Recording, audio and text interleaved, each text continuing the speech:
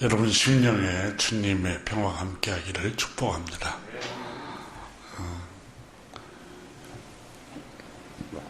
유대인의 탈무드에 나오는 이야기입니다.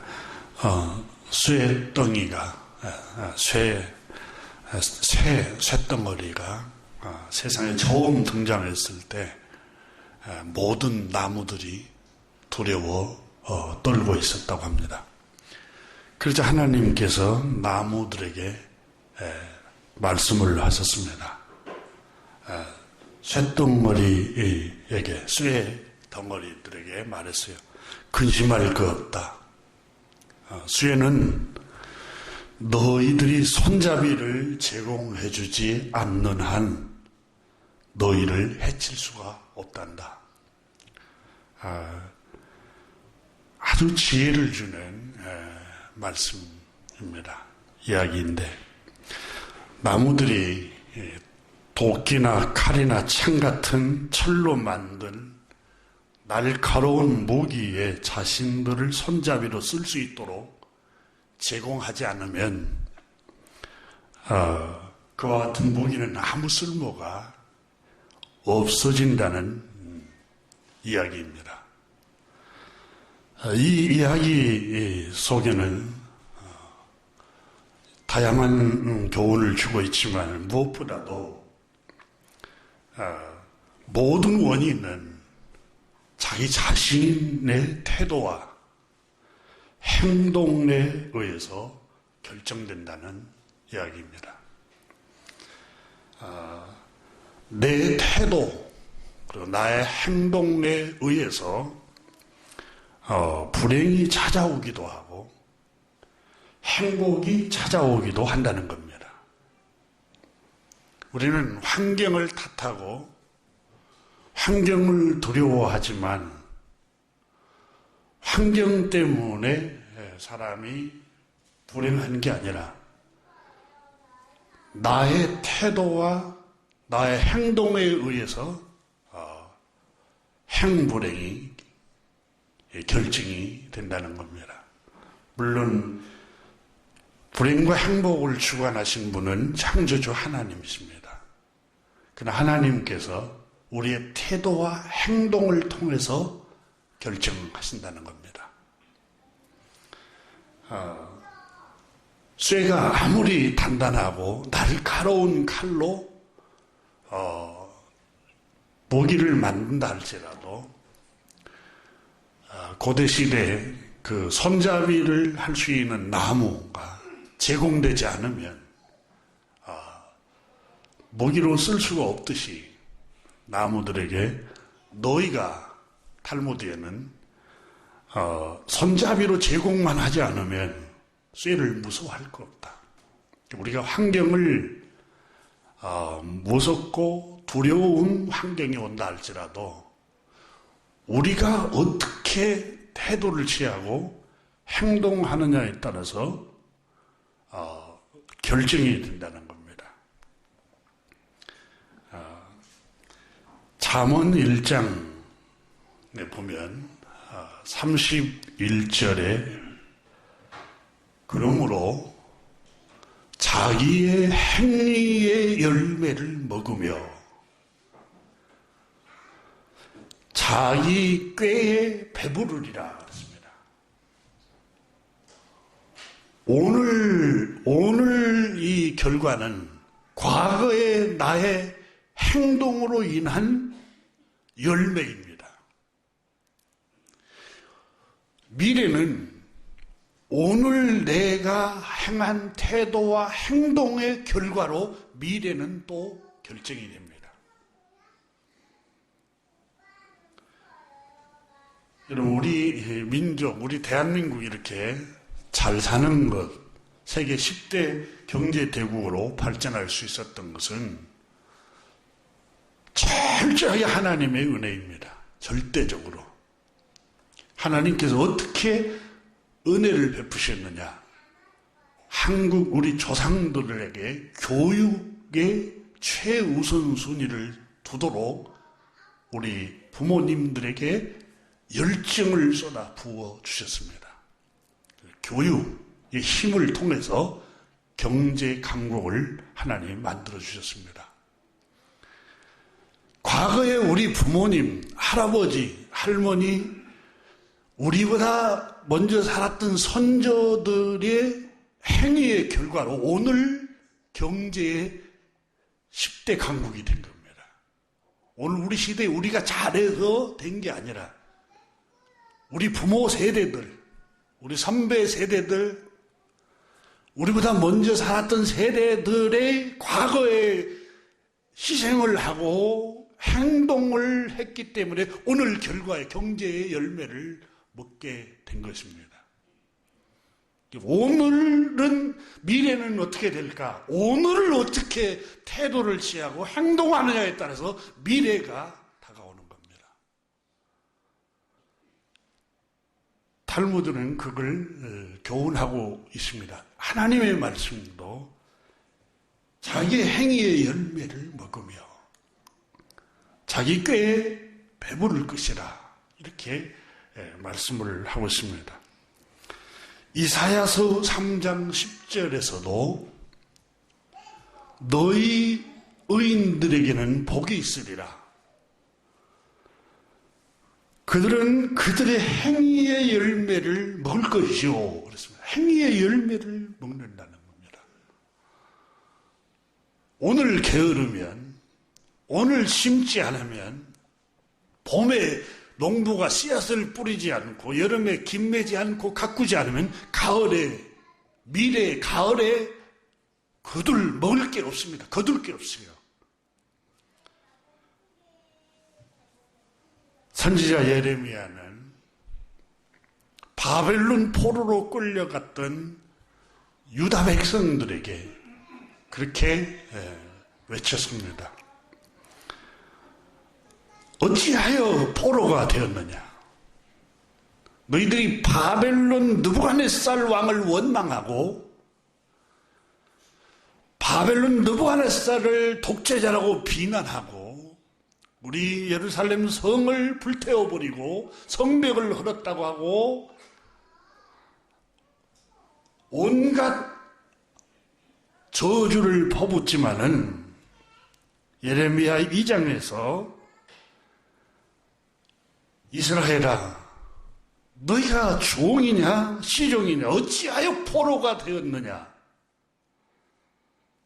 너희 성읍은 불타버리고 주민들은 포로로 끌려가고 바벨론의 노예가 되어버리고, 도대체 너희는 왜 그렇게 남의 나라의 종이 되고 포로가 되었느냐? 예레미야는 하나님의 말씀을 외쳤습니다. 그것은 바벨론 느부갓네살 폭군 때문이 문제가 아니다. 내 하나님 여호와가 너를 길로 인도할 때 내가 그를, 주님을 떠남으로 스스로 자처함이 아니냐. 너가 스스로 너희가 그 일을 종이 될 수밖에 없는 태도를 취한 것 때문이다. 환경을 탓하고 주변 사람을 탓할 게 아니라 너 스스로 하나님 여호와를 떠난 것 때문에 그런 일이 벌어졌다라고 말씀을 하고 있습니다.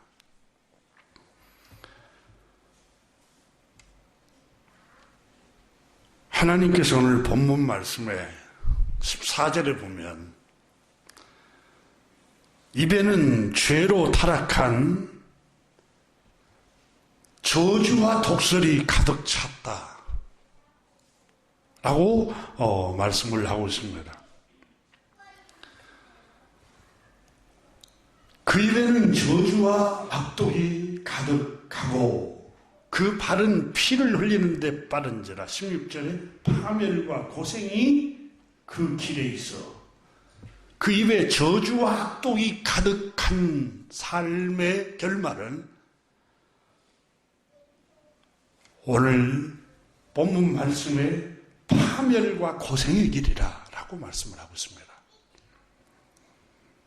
성경에 하나님께서 항상 감사하는 말을 하십시오. 그게 파멸과 고생의 길이 아니라 축복의 길이기 때문에 그렇게 말씀합니다. 여러분, 항상 기뻐하라. 쉬지 말고 기도하라. 모든 일에 감사하는 말을 해라. 너희를 향하신 하나님의 뜻이다. 너를 행복하도록 도와주기 위함이다. 우리는 때로는 우리가 환경 때문에 불평하기도 하고, 가정에서 남편에 대해서, 아내에 대해서, 자녀에 대해서, 부모에 대해서 불평하고, 직장 동료에 대해서 불평하지만, 근데 그 불평한다고 문제 해결이 안 됩니다. 오히려 가속력이 붙어서 자기 마음이 더 짜증스럽습니다. 더 불행해집니다. 그러므로 늘 감사한 말을 할 때 하나님께서 우리의 환경과 삶과 우리의 마음을 변화시켜 줍니다. 그래서 성경은 우리에게 감사하는 말을 하라고 말씀합니다.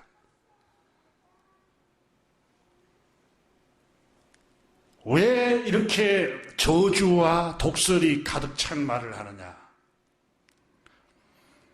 그게 파멸의 길이고 고생의 길인 줄 알면서 왜 그런 일을 하느냐? 오늘 성경에 18절에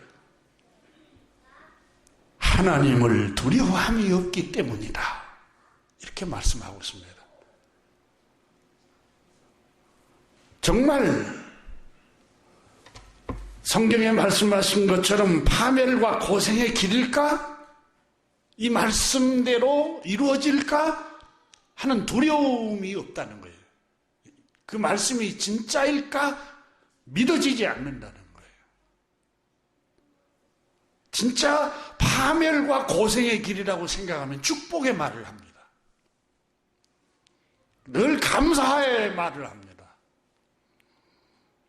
여러분, 모세를 통해서 하나님께서 민수기 6장에 너는 이스라엘 백성을 저주하지 말고 늘 축복하라고 말씀합니다.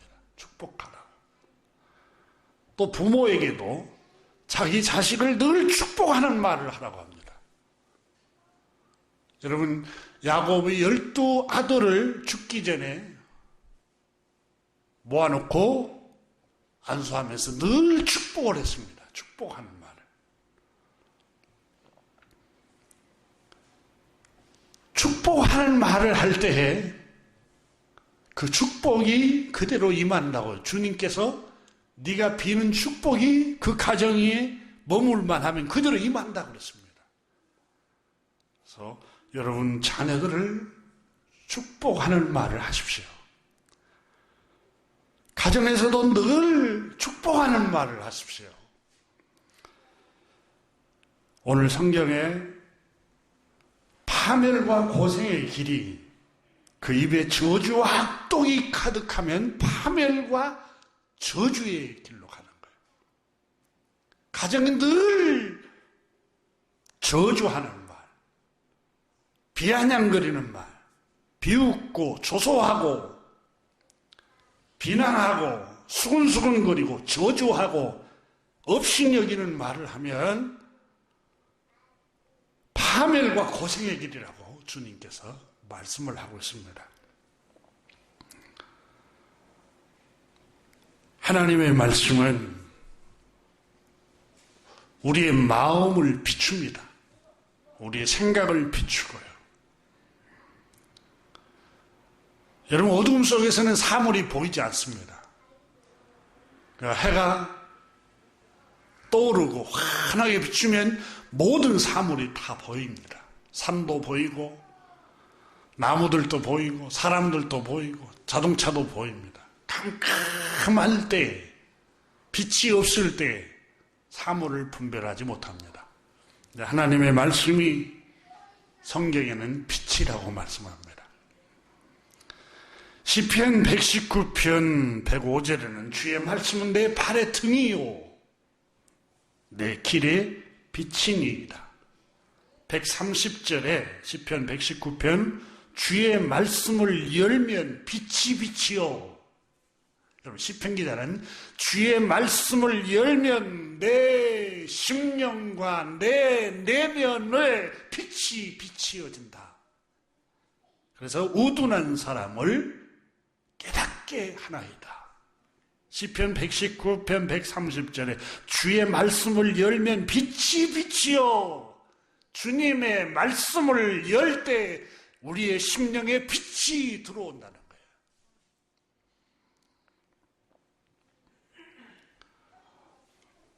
여러분 찬송가에도 캄캄한 밤에 다닐지라도 빛 가운데로 행하면 걱정할 것도 없고 두려워할 것 없겠네. 찬송 있잖아요. 그 빛 가운데 행한다는 말은 하나님 말씀 가운데로 행하면 캄캄한 밤에 다닐지라도 환경이 정말 캄캄한 밤 같아요. 불안해요. 산처럼 오르기 힘든 환경이 내 앞에 들이운다 할지라도 빛 가운데로 행하면 말씀에 순종하면서 살아간다면 하나님께서 지키신다고 약속을 하겠습니다. 참 놀라운 말씀, 주의 말씀을 열면 빛이 비치어져서 우둔한 내 마음을, 어두운 마음을 깨닫게 해주신다. 그래서 우리가 매일 하나님 말씀을 주야로 시편 1편에 묵상하라는 이유가 그렇습니다. 여러분, 우리는 마음이 자꾸 어두워집니다. 근데 어두워진다는 사실을 우리 스스로는 자각을 못합니다.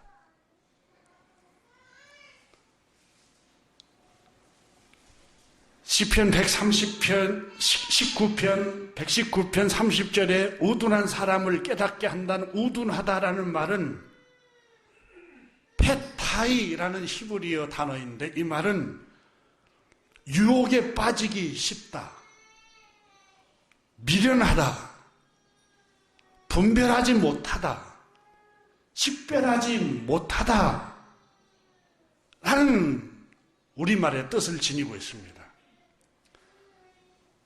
이게 유혹인지 또 분별이 잘 안 돼요. 이게 하나님의 뜻인지 아닌지 이걸 식별할 수 있도록 깨닫게 해주는 게 주의 말씀이다.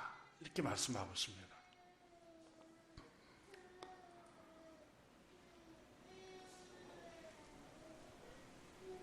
그래서 시편 119편 23절에 고관들도 앉아서 나를 비방하였사오나 주의 종은 주의 율례들을 작은 소리로 읊지었나이다. 24절에 주의 증거는 나의 즐거움이요 나의 충고자이니이다 그랬어요. 시편 119편에 주의 증거들은 나의 즐거움이요 나의 충고자, 인도자라는 겁니다. 나의 인도자, 최고의 충고자 주의 말씀이다. 충고라는 말을 히브리 우리말의 뜻은 방책, 대책이라는 뜻입니다. 최고의 대책, 최고의 방책이 주의 말씀이라는 겁니다. 여러분, 무딘 칼로 음식을 요리하거나 재료를 쓰면은 무디니까 이렇게 엇나가서 손을 벨 때가 종종 있습니다. 무딘 칼을 예리하게 날카롭게 만드는 것을 히브리 말로 지혜롭다라는 단어를 씁니다. 지혜롭다.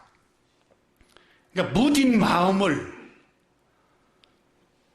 식별이 잘 안 된 마음을 지혜롭게 만드는 게 뭐냐? 하나님의 말씀이라는 거예요.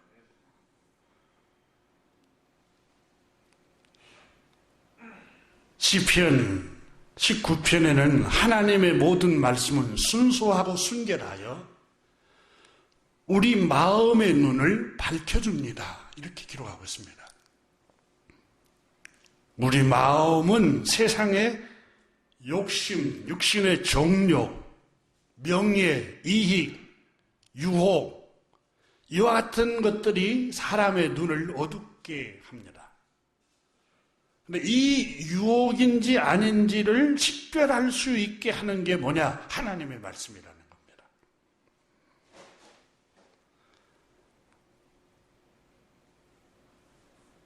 탈무드에도 지르겠지만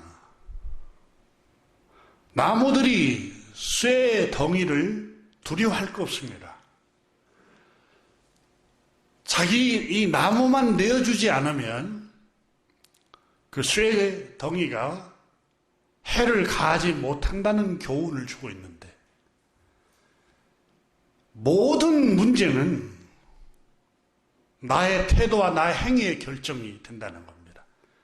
야고보서 1장에 보면 사람이 시험을 받을 때 하나님께 내가 시험을 받는다 핑계하지 말지니, 하나님은 악에게 시험을 받지도 않고 친히 아무도 시험하지 않느니라. 하나님 나를 시험하고 있다. 여러분, 뭔가 내가 탐나거나 유혹이 되면 아유, 주님이 나를 시험하고 있다. 주님은 시험 안 해요. 성경 야고보서 1장 14절에 오직 각 사람이 유혹을 받는 것, 시험을 받는 것은 자기 정욕에 끌려 미끄러진다. 미혹 때문이 그러세요. 자기 욕심 때문에 시험이 드는 거지 하나님이 나를 시험하고 있다. 주님이 나 요즘 시험하고 있어. 주님은 시험 안 해요.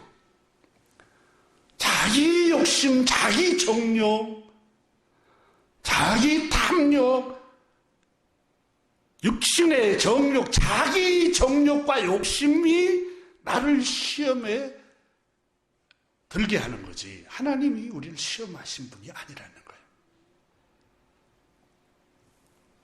야고보서 1장 14절에 오직 각 사람이 시험을 받는 것은 자기 욕심에 끌려 미혹 때문이니, 결국은 자기 욕심이 나를 위험한 곳으로 끌고 가는 거예요. 그래서 바울 선생은 날마다 나는 죽노라 그러죠. 날마다 내 욕심을 죽이고 내 자아를 죽이고 내 욕정을 죽이고 내 감정을 죽이고 계속해서 나를 쳐서 복종을 시키는 게, 여러분, 상대방 때문에 내가 불행해지고 원망하고 불평하는 게 아니라 결국은 나 자아 안에 욕심이 문제인 것 같습니다. 그래서 야고보서 1장 15절에 욕심이 잉태하기 전에 비워버리고, 욕심이 잉태하면 결국은 유혹으로 끌려 들어가서 죄를 짓게 되고 죄를 낳고, 죄가 점점 커지면 결국은 파멸로, 사망으로 간다. 사망을 낳느니라고 하면 사망하게 된다.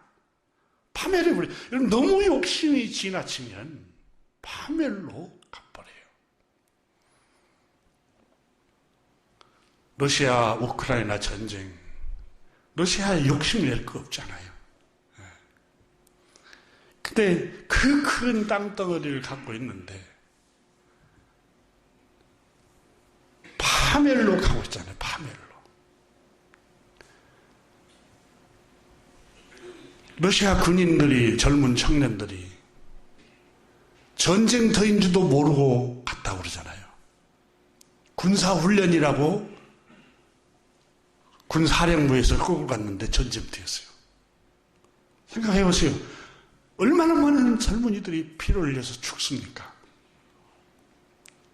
한 사람의 욕심 때문에. 저 독재자 푸틴이라는 한 사람의 욕심 때문에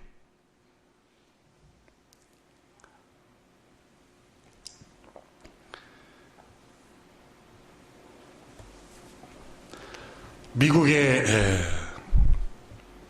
군사 전문가이고 정치학자였던 한 분이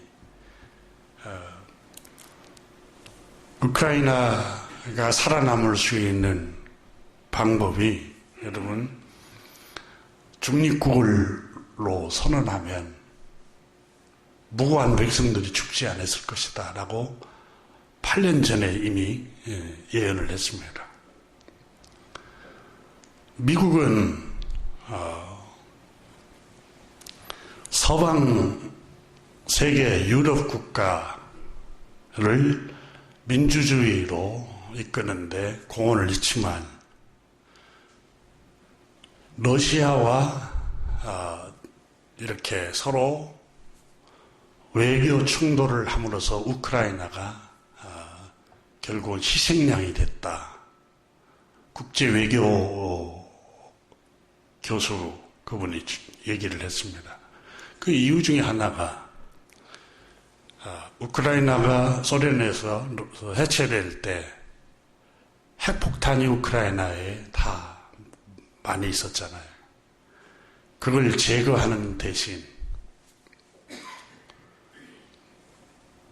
러시아가 우리하고 국경을 맞대고 있기 때문에 거기에 제거를 해라. 대신 우리는 미국 밑에 있는 쿠바에 핵을 배치하지 않겠다. 그리고 서로 협상을 해서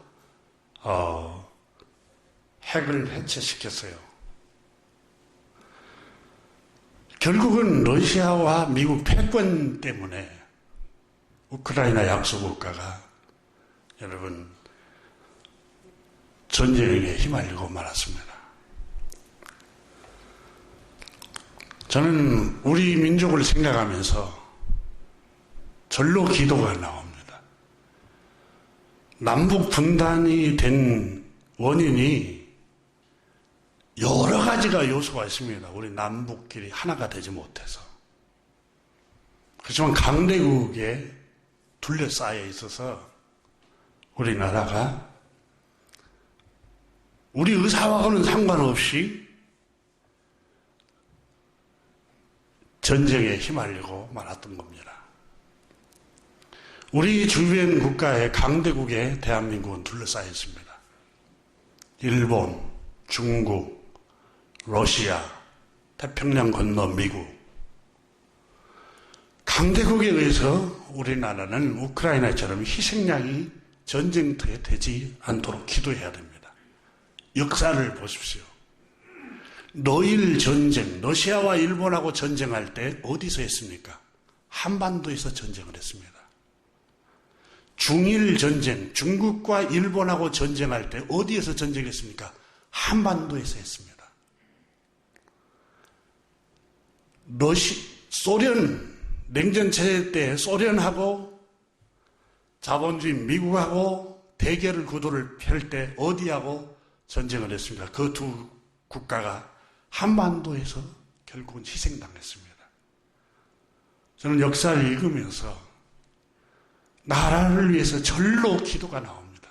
여러분, 기도할 때 첫 번째가 우리 나라를 위해서 기도해야 됩니다. 하나님 지켜주시옵소서. 우리나라가 경제 강국이 되게 하옵소서. 그리고 또 군사적으로도 강대국이 되게 해주세요. 그래야 우리나라 안전합니다. 자, 욕심이 잉태하면 한 사람 욕심 때문에 여러분 자국민들이 청년들이 죽어가고 있습니다. 그렇잖아요. 아버지의 욕심 때문에 가정이 불행해지는 경우들이 많습니다. 어머니의 욕심 때문에 자녀들이 불행해지는 경우가 많습니다. 언젠가 여러분,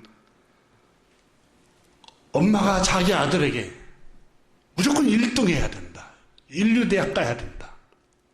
다들 착한 착한 아들이 그래서 공부를 했는데 1등, 거의 1등을 놓치지 않고 너무 괴로워서 착한 아들이 엄마를 살해해버렸잖아요. 어머니의 욕심 때문에 너무 고통스러운 거예요. 그러니까 내 욕심 때문에 주변 사람들을 불행하게 하면 안 됩니다. 내 욕망 때문에, 내 정욕 때문에 주변 사람들을 슬프게 해서는 안 돼요. 여러분, 예수님은 자기를 희생하면서 온 인류를 행복하게 만들었어요. 이게 예수님의 모습이에요. 기독교가 뭡니까? 교회 때문에 성도들이 행복해야 돼요. 이게 예수님의 정신이에요. 목회자 때문에 교회인들이 자유를 얻어야 돼요. 그런데 종교 지도자 때문에 가정이 흔들리고 부부관계가 흔들리고 이게 완전히 이단들. 장로교 간판을 붙이고 했던, 천주교 간판을 붙이고 있던 종교 지도자들 때문에 가정이 흔들리고 가정이 불행해진다면 그건 다 이단이에요. 주님은 우리에게 요한복음 10장에 내가 온 것은 양으로 생명을 얻게 하고 더 행복하게, 풍성하게 하기 위함이다.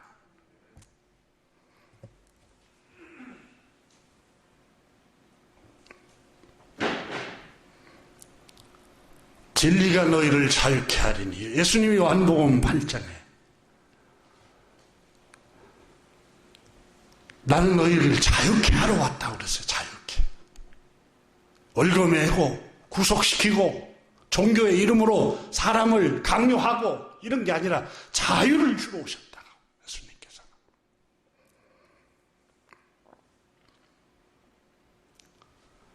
현재 사람의 그 욕심 때문에 너무 욕심이 강하면 자녀들도 불행해지고 가정도 불행해지고 사회도 불행해지고 나라도 불행해져요. 국가 지도자도 욕심이 너무 많으면 백성들이, 국민들이 힘들어집니다.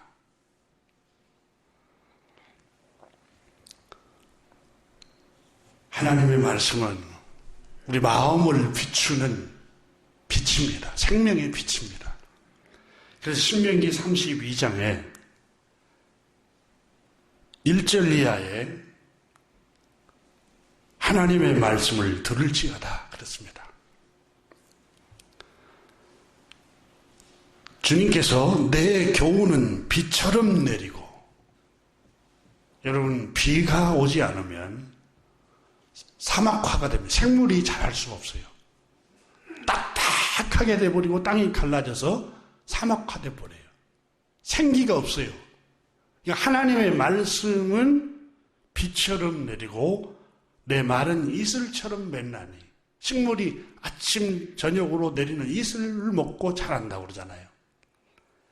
연한 불 위에 가는 비 같고 채소 위에 단비 같도다. 이게 하나님 말씀이라는 거예요.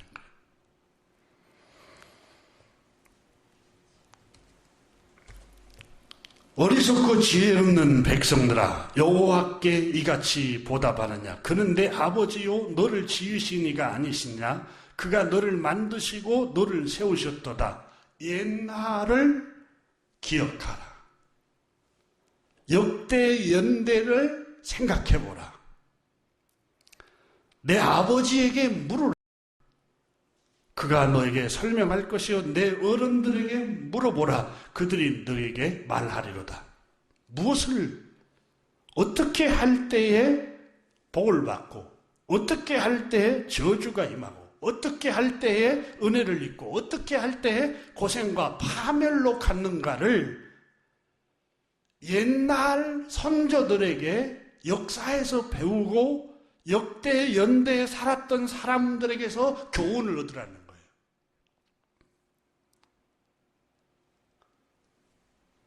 로마서 3장 16절에는 파멸과 고생이 그 길에 있다. 하나님의 말씀은 파멸과 고생의 길이 어디에 있느냐? 입에는 저주하는 말. 그 입에는 악독이 가득하게 되면은 저주와 파멸과 고생의 길이 그 길에 있다.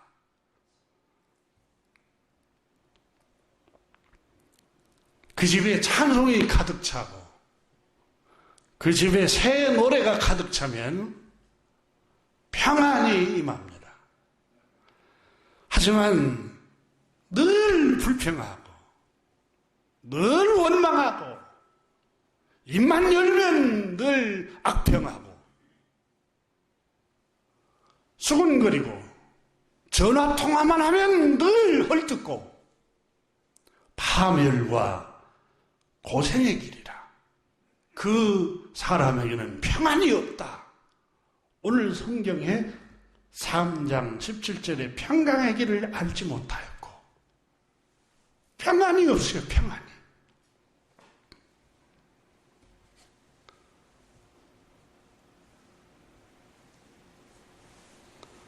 이것이 옛사람이 우리에게 가르쳐주는 겁니다. 여러분, 옛사람에게 물어라. 너희 선조들에게 물으라 그랬잖아요. 믿음의 선조들이 입에는 저주와 악독이 가득 찰 때 어떤 일이 일어났을까요? 민수기 11장, 민수기 14장, 민수기 16장 계속해서 저주와 악독의 말을 할 때 어떤 일이 일어났는가에 대해서 반복해서 강조를 하면서 기록해 놓고 있습니다.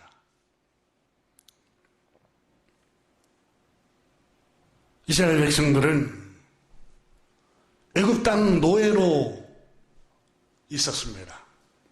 그래서 하나님의 은혜로 자유를 주셨습니다. 구원을 받았습니다.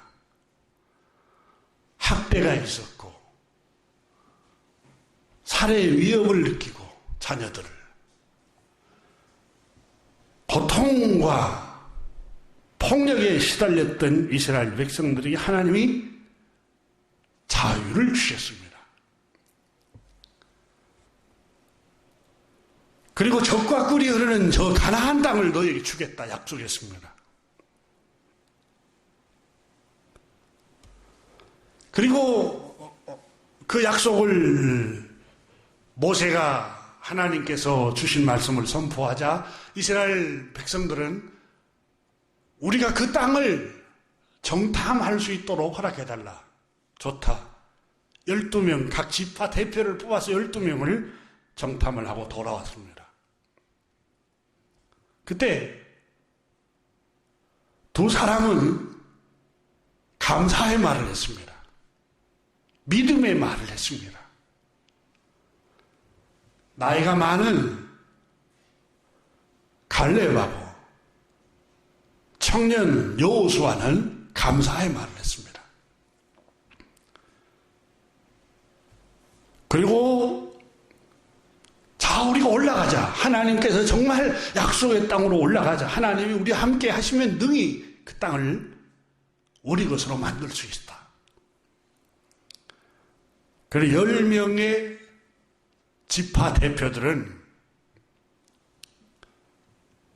우리는 안 된다. 그 땅에 들어가면은 우리는 죽는다. 가지 말자. 하나님께서 하신 약속의 말씀이고 뭐고 모세가 하는 말이고 뭐고 거기 가면 안 된다. 불평하기 시작합니다. 악평하기 시작합니다. 민수기 11장에서는 하나님이 진에 불을 질러서 불평을 멈춰라 신호를 줍니다.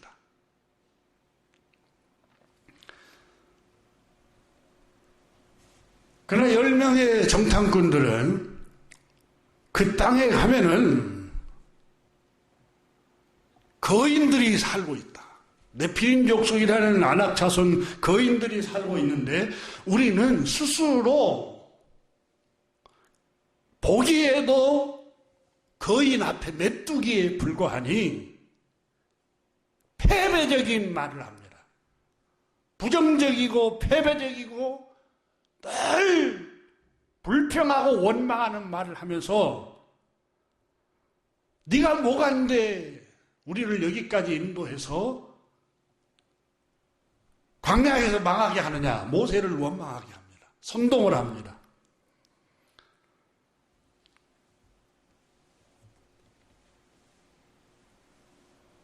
그 당시 패권 국가였던 최고의 힘과 권력을 가진 애굽 바로 왕의 철권 통치로부터 하나님께서 이스라엘 민족을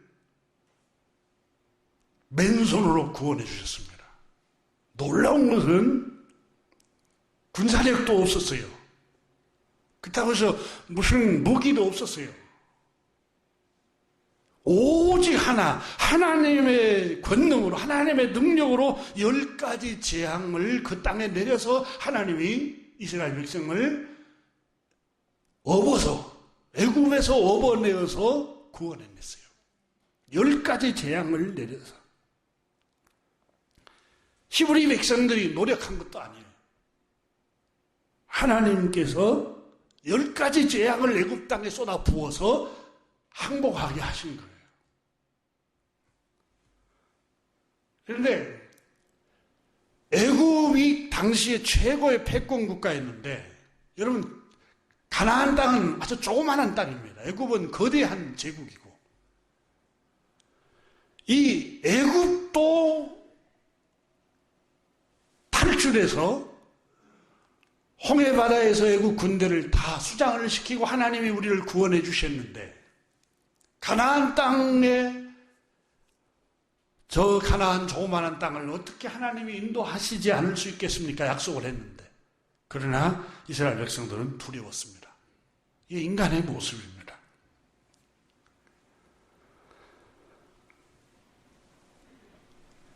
우리가 똑같습니다, 여러분.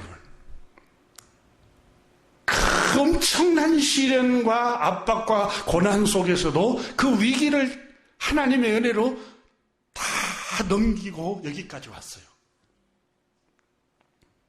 그런데 우리 앞에 또 도전이 오면 두렵습니다. 가슴이 불안하고 떨립니다.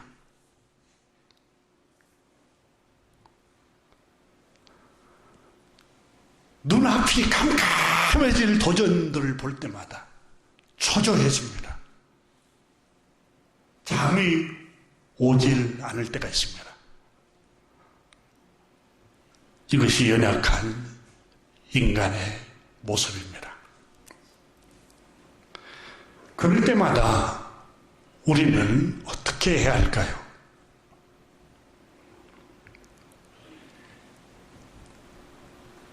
성경은, 하나님의 말씀은 우리에게 말씀합니다. 하나님의 말씀을 생각해 보라는 겁니다. 찬송가에 429장 한번 열어보시기 바랍니다. 세상 모든 풍파 너를 흔들어 약한 마음 낙심하게 될 때에 내려주신 주의 복을 세어라. 주의 크신 복을 내가 알리라. 이 찬양이 있습니다. 우리 한번 1절만 같이 한번 봅시다.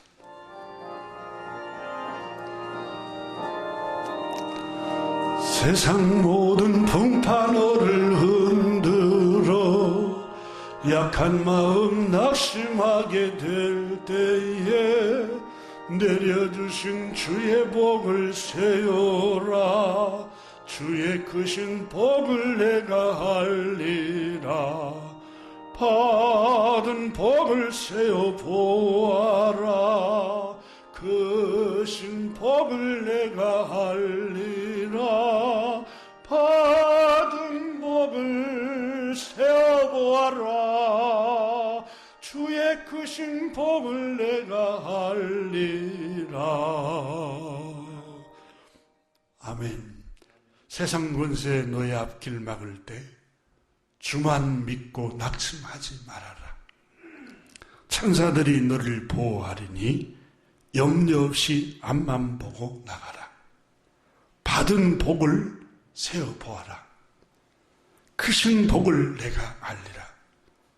받은 복을 한번 세어보아라. 주의 크신 복을 내가 알리라. 교우 여러분, 하나님은 변하시지 않으십니다. 신실하신 분입니다. 그분은 우리에게 복을 주시는 분이십니다. 지금까지도 인도하셨는데 앞으로도 인도 안 하시겠습니까? 그분이 우리처럼 변하십니까? 안 변합니다. 신실하십니다. 그분은 성경에 한결같다 이렇게 표현했습니다. 그래서 하나님께서는 한결같은 사람을 기뻐하신다 그랬어요. 충성된다는 거에 한결같아요. 한결같은 사람을 기뻐하시는 이유가 하나님은 변하시지 않으십니다. 과거에도 지키신 하나님은 지금도 지키시고 앞으로도 하나님 지키실 겁니다. 그런데 이스라엘 백성들은 앞에 다가오는 도전 때문에 불안해합니다. 불안할 수 있습니다. 얼마든지 마음이 흔들릴 수 있습니다. 괜찮습니다. 그러나 여러분, 원망하고 불평하면 안 됩니다. 하나님은 내 마음을 붙들어 달라고 기도해야 됩니다. 민수기 14장 11절에 여호와께서 모세에게 이르되 이 백성이 어느 때까지 나를 멸시하겠느냐?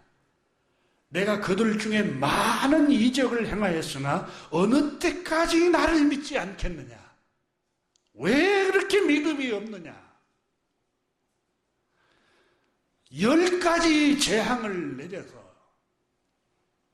바로 임금을 행복하게 만드신 하나님, 이적을 행하신 하나님, 그걸 보고서도 어느 때까지 나를 믿지 않고 눈앞에 보이는 도전 때문에 낙담하겠느냐? 저도 성경을 읽으면서 너무너무 믿음이 없구나 내가. 저도 조그마한 일에 두려워합니다.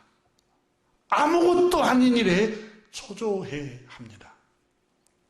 때로는 잠이 안 올 때도 있습니다.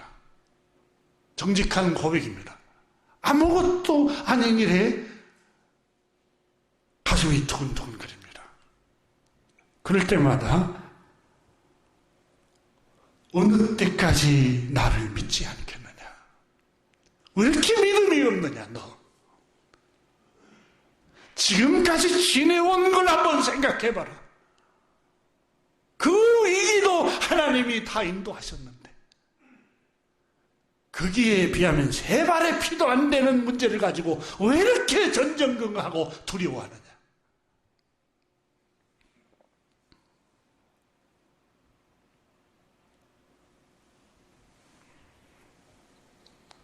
우리는 어려움만 생기면 불평합니다.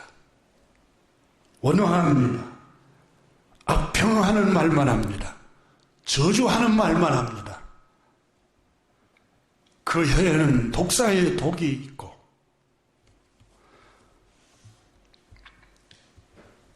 악독이 가득한 말을 하고, 그런데 이 결과가 무슨 결과를 가져옵니까? 파멸을 가져온다는 겁니다. 어려운 일이 올수록 감사의 말을 하기를 주님의 이름으로 축복합니다. 감사의 말을 할 때 하나님이 기적을 일으킵니다. 여러분, 시편 50편에 말씀했습니다. 감사하는 자가 나를 영화롭게 하리니 내가 그들을 구원하리라. 감사할 때 구원한다고 그러지. 감사할 때. 예로 다니엘을 보십시오.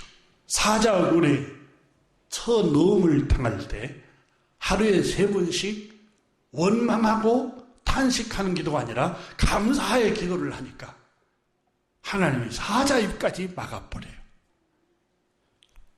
우리는 그럴수록 감사의 말을, 감사의 기도를 할 때 하나님이 은혜를 부어주시고 기적을 베푸십니다.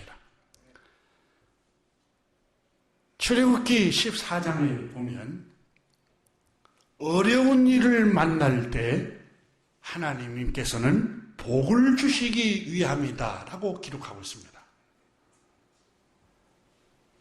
이스라엘 백성들이 애굽에서 해방을 받아서 나옵니다. 이게 완전히 바로의 학대에서 탈출을 해서 자유를 얻었습니다.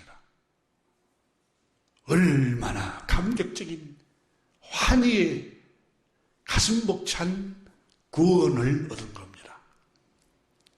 그런데 조금 후에 뒤를 돌아보니까 바로 왕의 애국 군대를 끌고 추격해 옵니다. 이스라엘 백성들은 도망가기 시작합니다. 도망가는데 앞에가 홍해 바다가 가는 길에 놓여 있습니다. 그때 이스라엘 백성들은 원망하고 불평하고 모세를 원망하고 하나님, 자기를 인도하는 하나님을 원망하고 우리가 애굽으로 돌아가자 이렇게 할 때 하나님께서 출애굽기 14장 4절에 보니까 내가 바로의 마음을 완악하게 한즉 바로가 그들의 뒤를 따르리니 내가 그와 그 온 군대로 말미암아 영광을 얻어 애굽 사람들이 나를 여호와인 줄 알리라. 이 말씀은 무슨 말씀인가 하면 바로의 마음을 완악하게 하여 이스라엘 백성들을 추격하게 한 것은 하나님의 영광을 나타내기 위함이라. 결국은 홍해 바다에 수장을 시켜서 애굽 군대와 애굽 바로 왕을 완전히 파멸시켜버리기 위함이라. 이렇게 말씀하셨습니다. 그리고 주님께서 모세를 통해서 말씀했습니다. 너희는 두려워하지 말고 가만히 있어서 여호와께서 오늘 너희를 행하시는 구원을 보라. 너희가 오늘 본 애굽 사람은 영원히 다시 보지 못하리라. 교우 여러분, 너무 감당치 못한 일이 내 안에, 내 앞에 산처럼 밀려올 때 하나님이 어떻게 행하신가를 한번 잠잠히 기도하면서 바라보십시오. 이스라엘 백성들은 이 환경을 보고 원망하고 저주하고 불평하고 우리가 차라리 죽어버렸으면 좋을 것을 저주의 말, 악독의 말을 했습니다.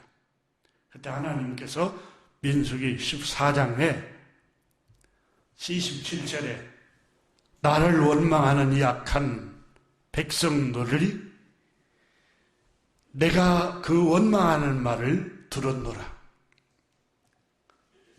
너희 말이 내 귀에 들리는 대로 내가 너에게 행하리니 너희 시체가 이 광야에서 엎드러질 것이라 결코 축복의 땅에 들어가지 못하리라. 여러분, 원망은 축복을 못 받게 합니다. 파멸과 고생으로 인도합니다. 오늘 한 주간 동안 감사의 말을 하시기를 주님의 이름으로 축복합니다. 여러분, 가정에서부터 부부관계, 자녀와 부모관계, 직장에서 누구에게든지 축복하는 말, 감사하는 말, 전화 통화를 하든 만남을 갖든 용기를 주는 말을 하십시오. 일으켜 세워주는 말을 하고 살리는 말을 하고 늘 긍정적이고 감사하는 말을 하십시오. 우리 속담에 그렇잖아요. 말 한마디에 천냥빚을 갚는다고. 한마디 말이 칼이 되어서 깊은 상처가 되어 사람을 죽이기도 하고 사람을 일으켜 세우기도 한답니다. 기도하겠습니다.